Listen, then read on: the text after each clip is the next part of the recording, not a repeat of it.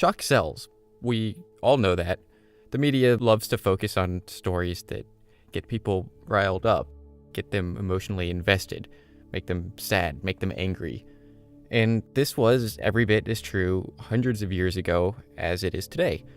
One such instance of this happens to be the burgeoning press of mid-1700s France. Local and national media outlets were beginning to spring up, and excited entrepreneurs saw the potential for huge income to be made in what was basically a brand new, untapped market. All they had to do was find that one killer story that would hook people and keep them hooked. But there was a problem. The king censored all of the political news. So whatever this story was going to be, they were going to have to find it somewhere else. And so a new style of reporting emerged and grew extremely popular, in which stories of everyday occurrences in small villages across the nation were highlighted, and sometimes embellished. These stories were mostly harmless, but there was one story in particular that managed to break the mold. Fueled by the power of the press, it spread like wildfire all across France and beyond, inciting mass panic through an entire region of southern France. But on the bright side, it did help to sell a lot of newspapers.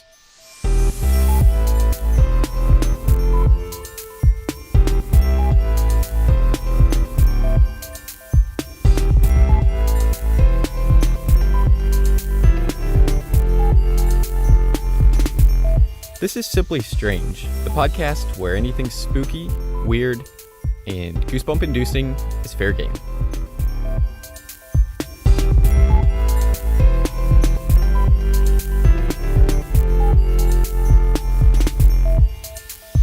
Hello everyone, and welcome to episode 13 of Simply Strange, lucky episode number 13. This is a big one. I'm your host, PJ, and I am ecstatic that you were able to join me today. This week, we will be going to France, and I don't really have any news or anything I want to talk about here at the beginning of the episode. All I want to do is give you a quick disclaimer. French is not my native tongue, as you may have guessed.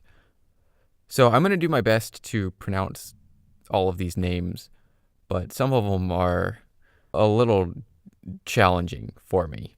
So please forgive me if I butcher anything, but I am going to do my best.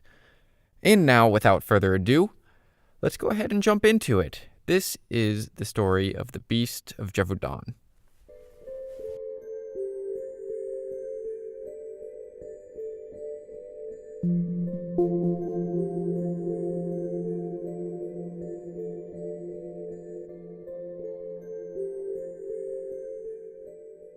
France in 1764 was not a fantastic place to be.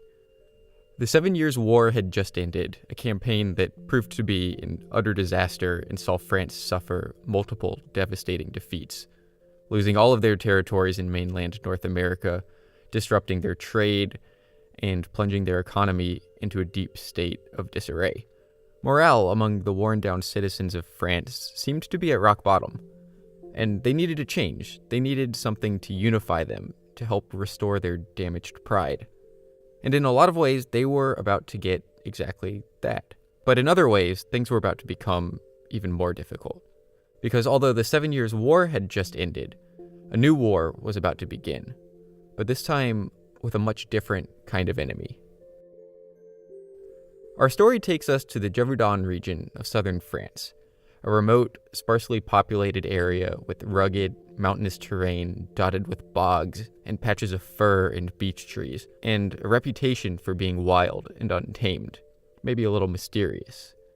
The people of Gévaudan were mostly uneducated farmers and peasants who lived off the land and got by as best as they could. But life there could be challenging, and an ever-present danger haunted them at all times. Wolves. In the summer of 1764, a young girl was on her family's farm tending the cattle with her dogs. As she went about her work, she noticed a slight movement out of the corner of her eye, coming from the forest that lies along the edge of their pasture. She turned her gaze in the direction of the movement, and she screamed in terror, startling the cattle. She saw, emerging from the forest, what almost seemed like a wolf. It would have looked exactly like a wolf, except that it was huge, far bigger than any wolf she had ever seen. Whatever it was, the enormous creature had made its way out of the woods and was darting straight towards her. She began turning to run away, briefly stumbling in her panic, before regaining her footing and dashing in the other direction. Her panicked dogs ran with her. As she ran, she ventured a quick glance over her shoulder and saw that her cattle had formed a barrier between her and the beast, and they were actually fending it off, eventually causing it to flee. She ran the rest of the way home, and between panicked gulps of air, explained to her family what she had just seen. The attack at first didn't seem that unusual. Wolf attacks were very common at the time. According to French historian Jean-Marc Morisseau, between the years 1362 and 1918, an almost unbelievable 7,600 people were killed by wolves. It was a constant threat and a part of life for the people of early modern France, especially in the more rural mountain and forest regions like Gévaudan. But what was unique about this encounter was her description of the beast. What at first seemed like an exaggeration, blown out of proportion by her fear in that moment, began to be a recurring theme. Soon people all over Gévaudan would encounter this enormous wolf, and many of them would not be quite so lucky.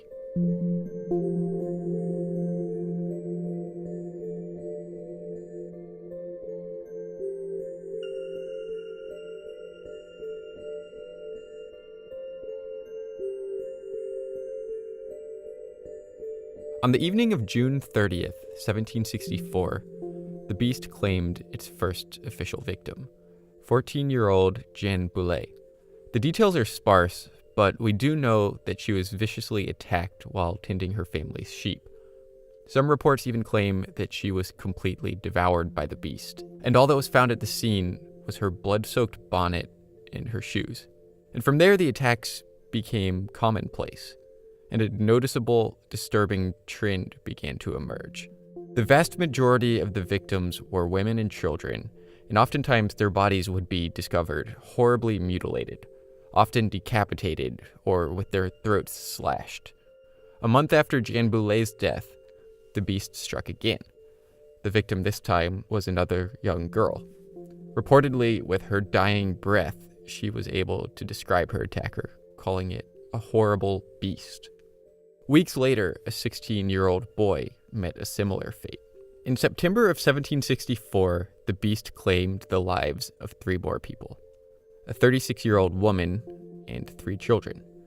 The beast's influence was growing stronger, and it was becoming quite well known, casting a shadow of fear all across the region and becoming known simply as La Bête, or the Beast. People were afraid to venture out of their homes, and rumors began to spread, painting the beast as an otherworldly monster with supernatural abilities. Before long, the beast was believed by many to be able to walk on its hind legs and possess a thick hide that could repel bullets.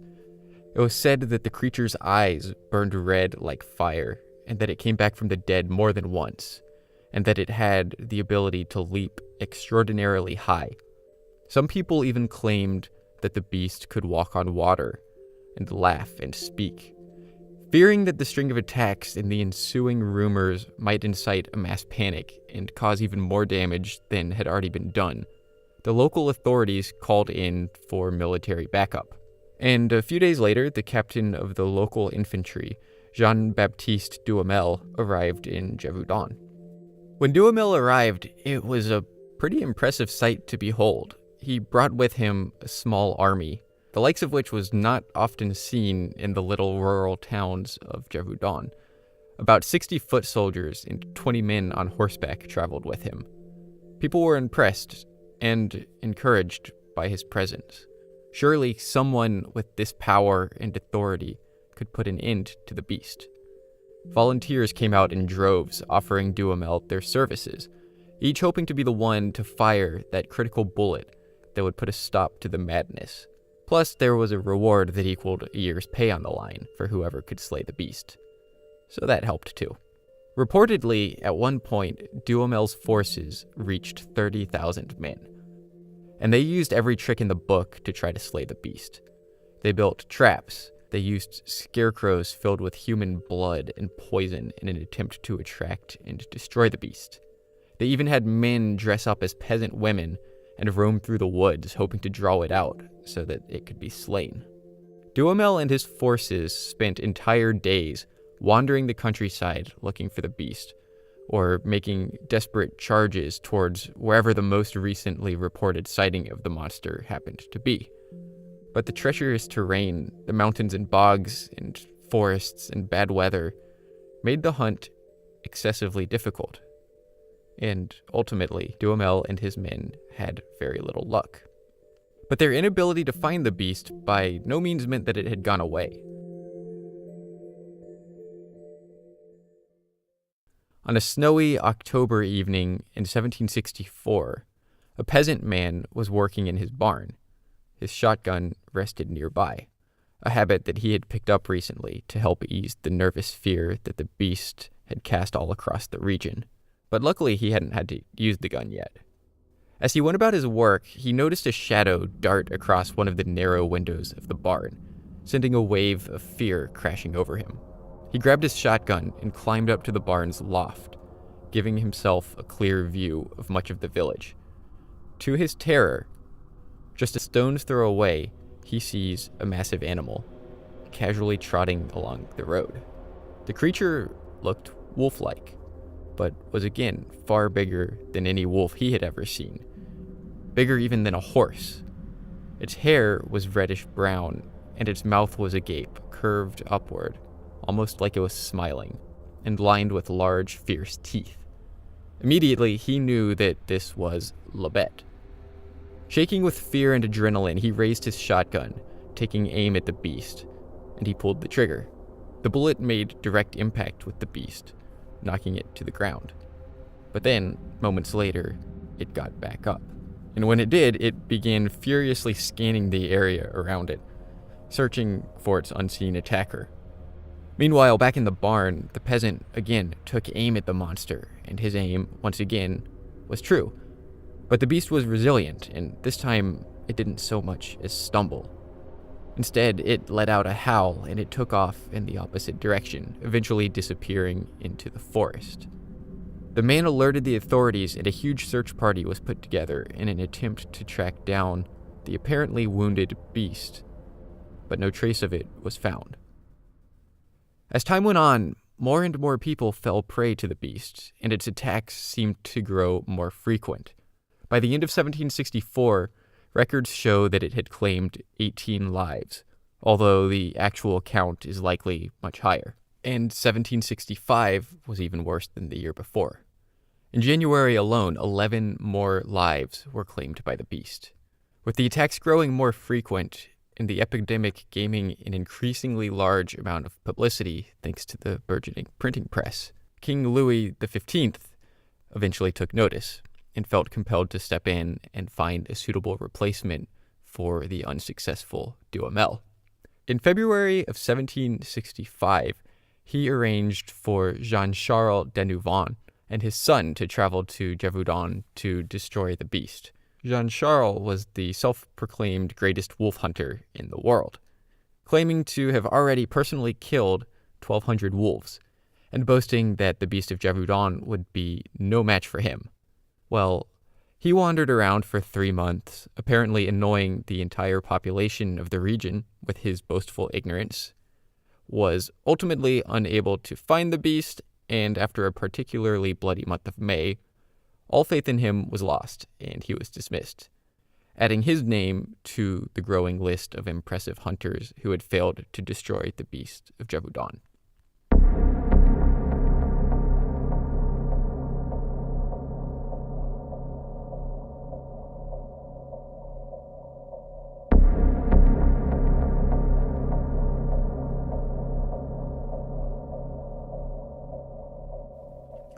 Following the dismissal of the de Neuvons, King Louis commissioned a new hunter to join the fray, 71-year-old Francois Antoine, the king's royal gunbearer and lieutenant of the hunt, whom King Louis held in very high regard.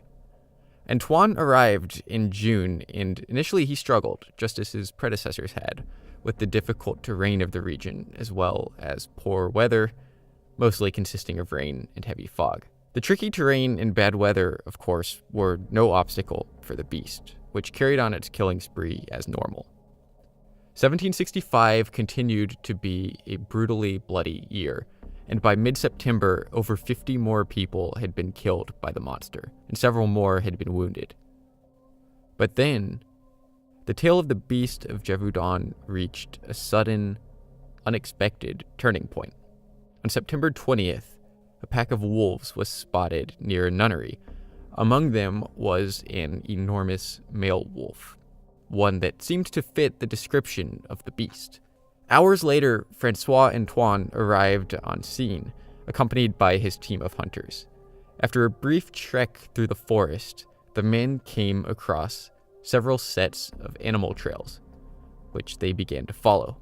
The trails weaved through the forest, dipping between apple trees and around rolling hills, until finally, Antoine and company reached a point where the tracks converged with a walking path. As he examined the tracks, he glanced up for a moment to get his bearings, and in doing so, noticed something sauntering through the trees towards his group. At first, the animal was too far away, and he couldn't really make out what it was. He thought perhaps it was a donkey. Antoine watched it, realizing that the creature, whatever it was heading in his direction. And as it did, it started to come into focus. Suddenly, he realized that it was a massive wolf. Antoine yelled a word of warning to the rest of his team while scrambling to raise his shotgun. By this point, the wolf was only a few steps away. A split second before the wolf would have been upon him, Antoine was able to take aim and fire. And then there was silence. He flailed wildly for a moment, attempting to clear the gun smoke that was now distorting his vision and blocking his view of the beast. As the smoke dispersed, it revealed the wolf, lying on the ground with massive head trauma. It appeared that the shot had gone clean through its head, obliterating its right eye, and continued on into the right side of its body. The wolf looked to be dead. But then, just as Antoine had finished breathing a sigh of relief, the impossible happened. The beast stood up.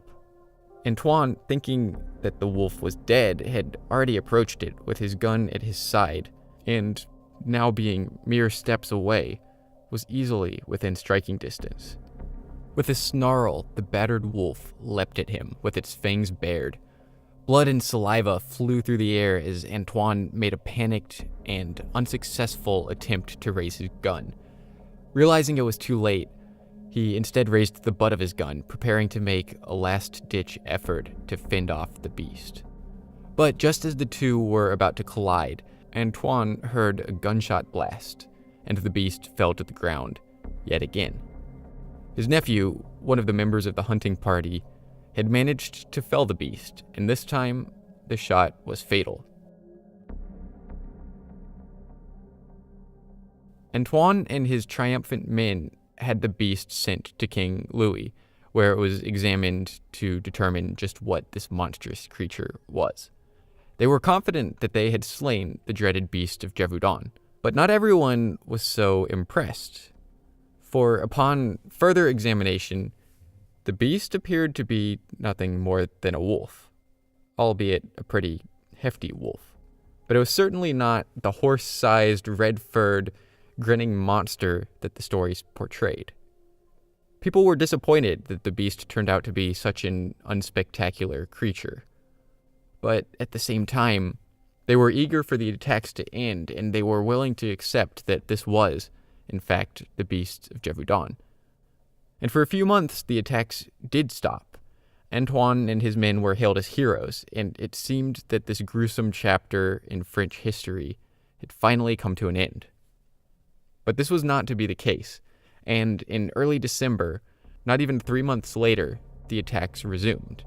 It became clear that Antoine had simply slain a wolf, and the true monster was still out there. In 1766, 18 lives were claimed by the beast. And in 1767, another 21. And the victims continued to be viciously mauled and partially consumed. Their throats slashed, organs ripped out, sometimes even beheaded. The vast majority of people who had run-ins with the Beast of Gévaudan came to a swift but brutal demise. However, there were a lucky few who managed to come face to face with the beast and survive to tell the tale.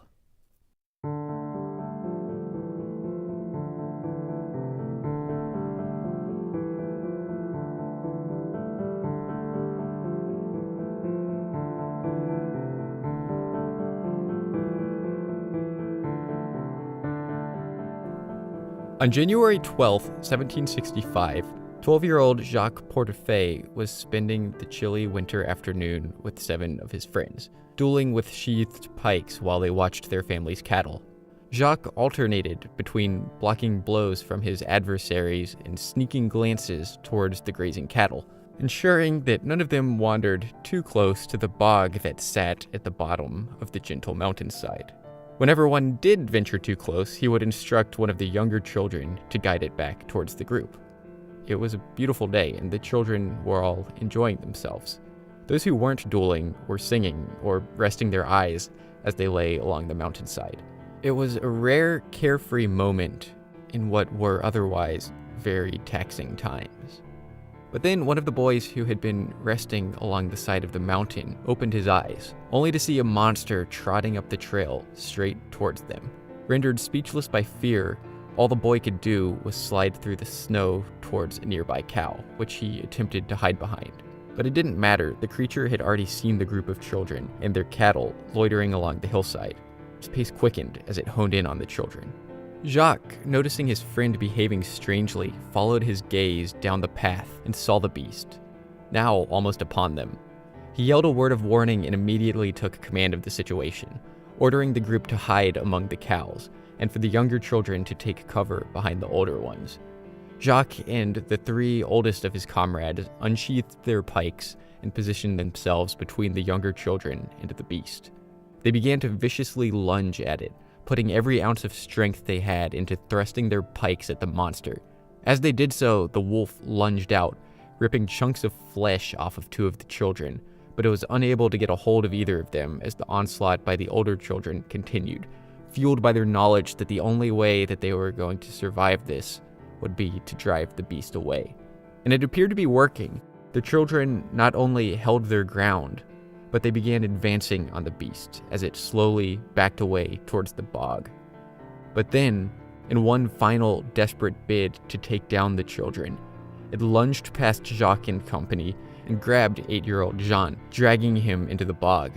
This move, however, only impassioned their assault. The children threw all caution to the wind and began an all-out attack on the beast, surrounding it in the knee-deep bog and viciously striking it with their pikes, aiming for the beast's eyes and mouth. It tried to dodge the stinging weapons, but was largely unsuccessful as the children dealt blow after blow. And then, it gave up. It retreated to the top of a mound, where it took a second to survey the children, but thought better of it and darted into a nearby forest. Jacques pulled young Jean out of the bog, who amazingly was completely unharmed.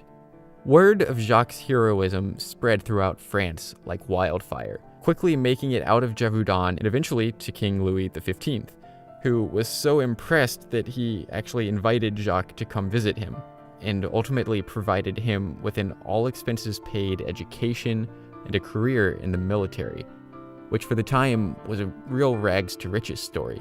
Jacques and his friends weren't the only ones to come face-to-face with the beast and live to tell the tale. Just a few months later, another encounter proved that it wasn't a mere fluke. On the morning of August 11th, 1765, a young woman named Marie Gennevillet was traveling across the countryside with her sister, Therese. The 2 of them were servants of the local parish, and as such, they were on their way to the community's tithe barn, where the crops offered as tithe by local peasants were stored. The sisters were in the process of crossing a river, on the other side of which lied the barn. when they spotted movement in the brush along the riverbank. Moments later, the beast emerged. According to Valet, it stood on its hind legs like a man, its eyes glowing and its lips curled upward in an awkward yet terrifying grin. Then it launched itself at the women. Fortunately, Marie-Jeanne had the foresight to bring a long spear with her. She was able to raise the spear just as the beast came crashing down upon her and her sister, causing it to impale itself on the 6-inch blade. The women both yelled for help as they struggled with the beast, ripping the spear out of its chest and preparing to defend themselves against the continued onslaught. But to their surprise, when the weapon was removed, the beast cried out, and instead of lunging at them again, it instead threw itself into the river, splashed around for a moment, and then disappeared.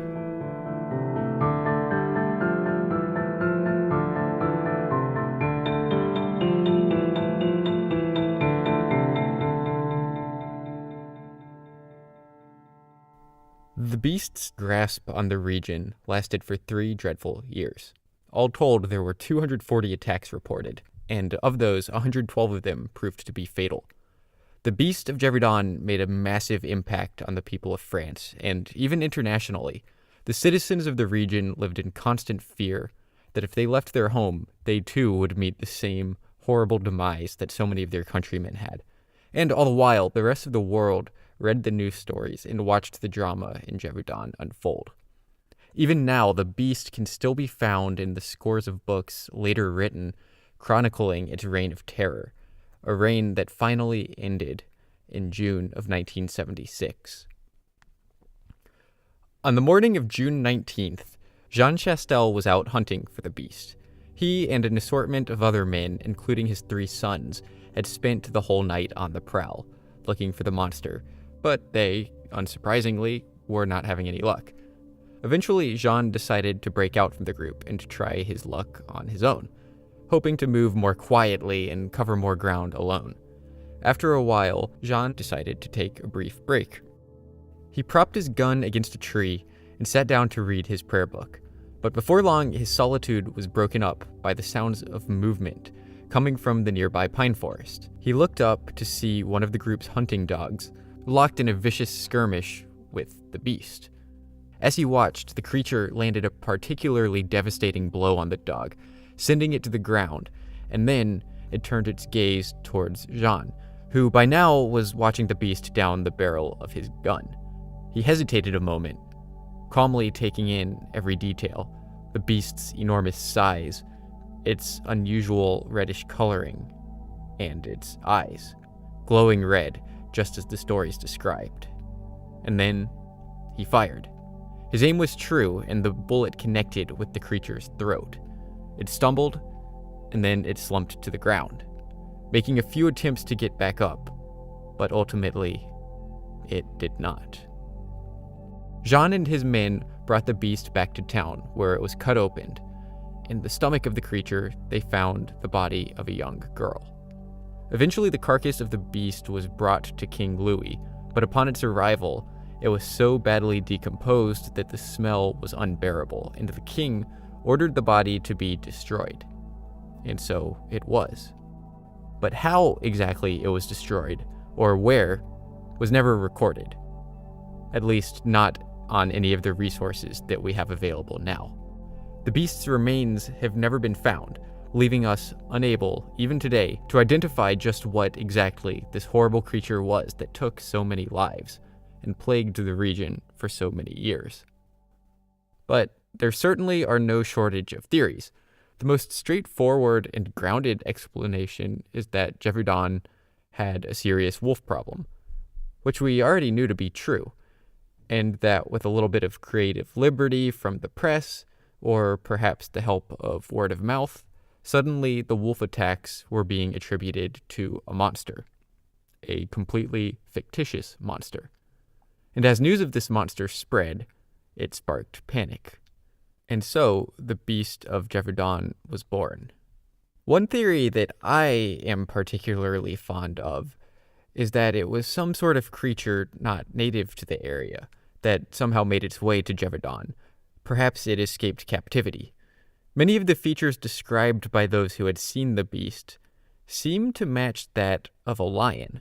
The reddish fur, the pronounced lips curling up into a smile, the big teeth. Remember, this is the 1700s, in a rural community made up mostly of farmers who are barely scraping by. In all likelihood, these people would have absolutely no idea what a lion is. And if they were to see one, then what else would it be if not a horrible beast? And then there are some more, shall we say, creative theories floating around as well.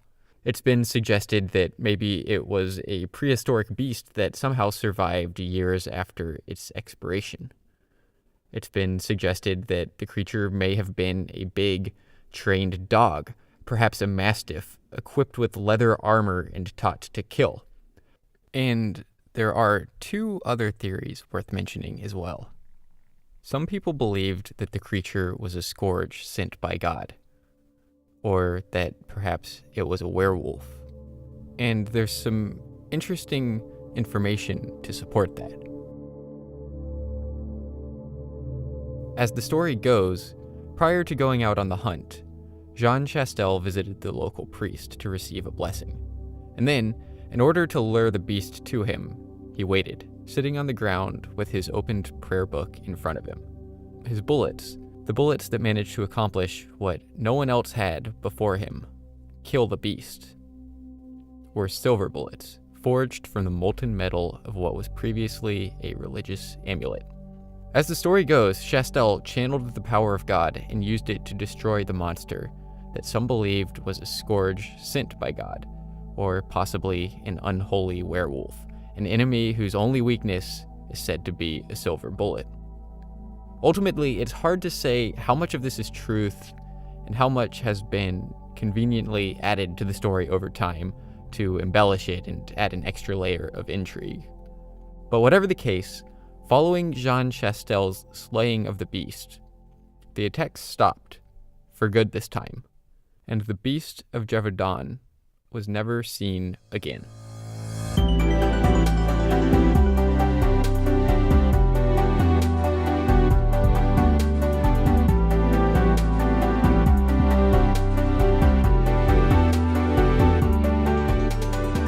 Well guys, that concludes another episode of Simply Strange.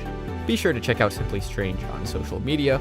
We're on Instagram, Twitter, Facebook. I don't like Twitter that much, but I'm trying to tweet more, so I don't know. Follow me on Twitter if you want. And finally, if you love Simply Strange, please be sure to leave a nice review on Apple Podcasts or Stitcher or wherever you listen to your podcasts. That's another great way to help support the show. Thanks a bunch, guys. I hope you all have a beautiful day filled with happiness and dreams, and hopefully no wolves.